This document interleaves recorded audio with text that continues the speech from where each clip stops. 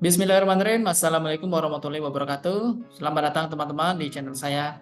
Nah, pada video kali ini kita akan membahas beberapa pertanyaan yang sudah masuk ke dalam kolom komentar.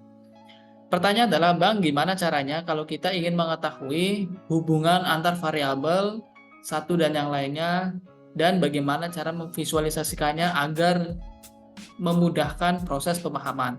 Baik teman-teman, untuk menjawab pertanyaan tersebut, maka kita akan menggunakan cara korelasi. Dan visualisasinya akan menggunakan heatmap korelasi. Seperti apa videonya? Ikuti saja dan kita akan bahas tutorialnya.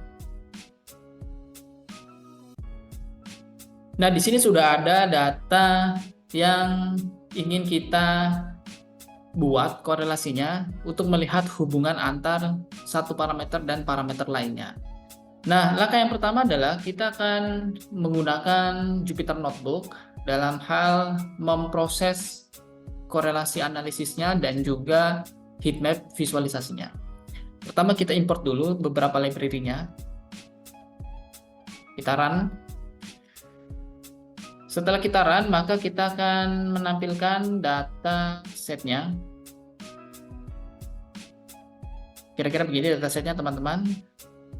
Ada kebun, kemudian ada manager, blok, produksi, productivity, fruit set, jenis tanah, iklim, tahun tanam, dan sebagainya.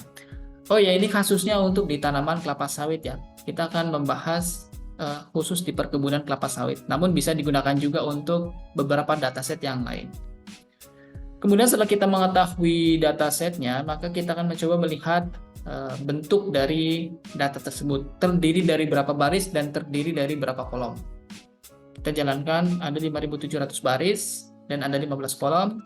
Kemudian kita akan melihat tipe datanya. Ada objek, integer, float. Oke, baik. Ini berkaitan dengan numerik yang digunakan. Setelah itu kita akan mencoba melihat statistik deskriptif secara sederhana. Nah, dari statistik deskriptif ini kita bisa melihat ada tahun tanam, kemudian ada luas area, tahun, kemudian produksi, produktivitas, dan juga fruit set. Rata-rata seperti ini ada di kolom min, bisa dilihat teman-teman. Dan kalau lihat dari persebarannya cukup baik ya. Selanjutnya kita akan mencoba menghitung analisis korelasinya dan ingin mengetahui parameter mana yang mempunyai hubungan paling kuat terhadap parameter yang lainnya. Nah, kita gunakan scriptnya di sini. Nah, teman-teman, beginilah kira-kira hasil dari analisis korelasinya. Kalau kita lihat bahwa tahun tanam mempunyai korelasi tertinggi dengan parameter produksi. Kemudian area berkaitan dengan produktivitas, tahun berkaitan dengan produksi juga. Kemudian produksi kita nggak bahas karena sudah dibahas di akhir ya sebagai objek yang akan menjadi dependent factor, artinya faktor yang dipengaruhi oleh beberapa parameter lainnya.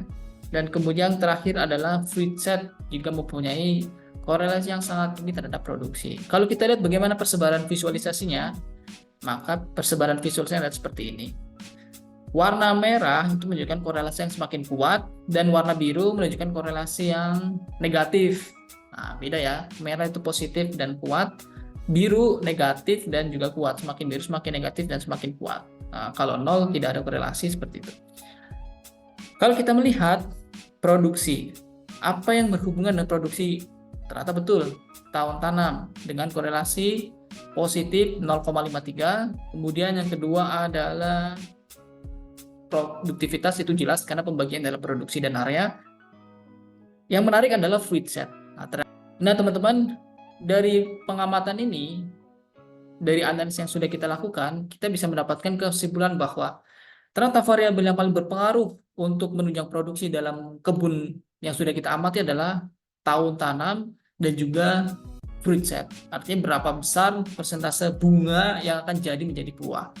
Nah, kalau kita sudah mengetahui posisi di mana letak yang harus kita perbaiki, maka ini bisa menjadi prioritas untuk perbaikan dan untuk menunjang produksi di kebun masing-masing. Saya rasa begitu untuk jawabannya, sehingga kita bisa gunakan teknik korelasi heat map dan juga visualisasinya, serta kita bisa mengetahui parameter apa yang mempunyai korelasi paling tinggi di antara yang lain. Kalau ada pertanyaan lagi, silakan hubungi atau tinggalkan chat di kolom komentar, nanti akan kita bahas di video berikutnya. Terima kasih, semoga bermanfaat.